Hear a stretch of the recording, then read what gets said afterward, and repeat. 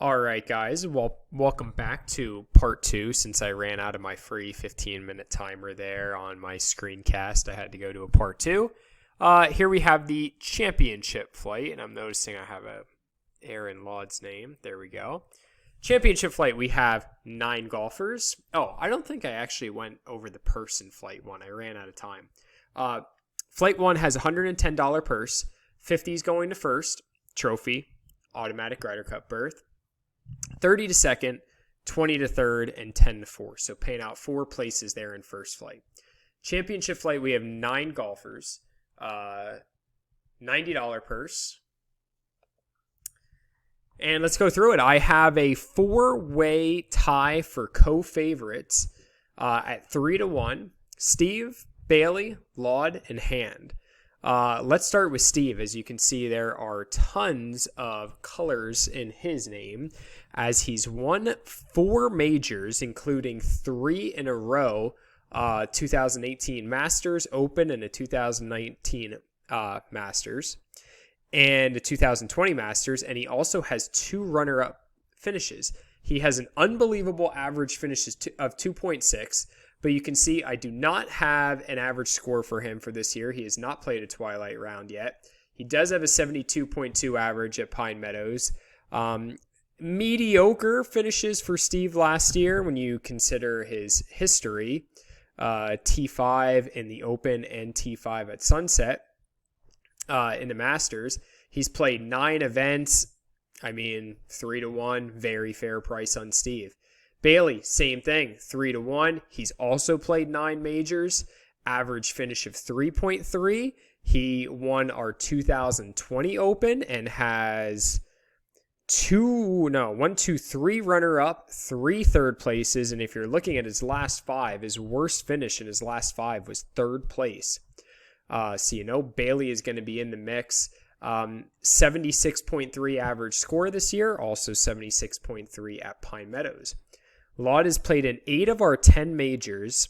Worst finish, T7 in 2020. Other than that, you're looking at his first win was the Masters at Sunset last year, and he has 3 runner-ups and 2 third-place finishes. His average finish is 3.0.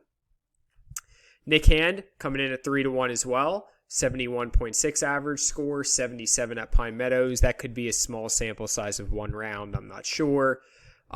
He's played in 9 majors. He only missed the Sunset one last year. Average finish of 3.6. He won our 2019 Open in a playoff over Pez at Sugarloaf. He has a couple runner-up finishes, a couple third-place finishes, and 3.6. So if you just look at those 4 guys, you're talking about 9, 9, 8, 9 majors, average finishes of 2.6, 3.3, 3.0, 3.6.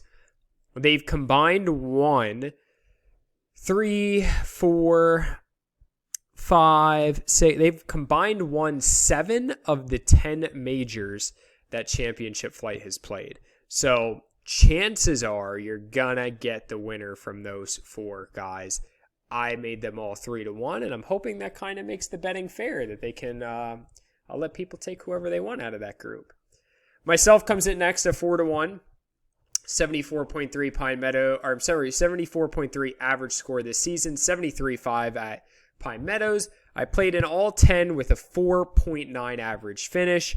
I did win the 2021 Open at Fox Chase and also have T2 finishes at Golden Oaks and Sunset. So maybe getting into a little form in the last 3 after a poor start in the early days. 4.9 average finish. Pez comes in next at 5-1. He has played in 7 majors. He does have the best Pine Meadows average in the group at 70.5, so that means he's at least played a couple rounds at Pine Meadows, probably more. He does have a runner-up in 2019, losing in a playoff to Hand at Sugarloaf. Other than that, just a bunch of middle-of-the-pack finishes, 4th, 5th, 6th. His average finish is a 4.7. Jay-Z made his debut at Sunset last year, coming in tied for 5th. He's got an average score of 75.5, Pine Meadows 74, so I have him and Pez there at 5-1. And then we have Soup and Joe. Soup was our 2020 first flight winner at Iron Valley. He did play championship flight at Fox Chase last year, came in T5. His average score is low enough to get him in championship flight. I know he usually likes to play the yellows, but sorry, Soup, you're going to be playing it back. Although 6,300 is not that bad of a score. We have Joe also. Joe just racking up major victories in the first flight. He finally did get his average score low enough last year, T5 and the championship flight at Sunset. But before that, he was on a stretch of 3rd, 5th, T2, win, and win. He was kind of dominating the first flight there. So Joe getting promoted, and I have him and Soup at 7-1 to round off championship flight. $90 purse in championship flight, $40 to first, $30 to second, and $20 to third. I got live scoring this year. This is something that we use for high school golf for leagues and districts, and I just absolutely love it. It's so easy to use. It's got just a very user-friendly leaderboard. I know X set up the Google Sheet, was it at Sunset last year, which was awesome, but some guys couldn't get it to work. This should be great, and I'll actually show you guys right now when I click on it. There we go. Let me move my screen so you can see this. So here's what the leaderboard's going to look like. You should be able to bring this up on your phone. Those of you playing or not playing, if you just want to follow along on Saturday, you can see I have it broken into the flights. That's what's in front of your name, 1 for first, 2 for second, and then C for championship. All that's going to be required is one person in your group is going to have to enter the scores for your foursome, just one person. There's going to be a PIN number that I'm going to give that person on Saturday morning. And then at the end of every hole, you will just be able to put those scores in. And this leaderboard refreshes after every single update. So you will be able to not only follow the people in your group, but also the people in other groups just to see where you're at. I think it's going to be great for both the people playing and not playing to just follow along with this. And I think I have it set up that even skins are calculated as well.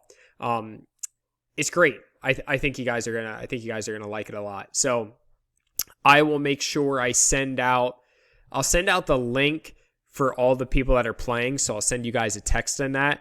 And also, obviously, you can see I have it here on the email. So it's at the bottom of the email. Anybody not playing will be able to just click that link and follow along. So, all right, that's it. Like I said, I usually have this email written out. That takes a lot of time. Instead, I have a 15-minute video and about a 8 to 9-minute video talking about exactly what I'd be writing. So I hope you enjoyed watching instead of reading. Looking forward to seeing everybody Saturday, and then hopefully we just get a little bit of a better turnout at Galen Hall in August for the second flight guys. But regardless, we're still going to have a good time. We're still going to crown champion in all 3 flights. So I will see you guys on Saturday, and hopefully you enjoy the live scorekeeping. All right, I'll talk to you guys later. Bye.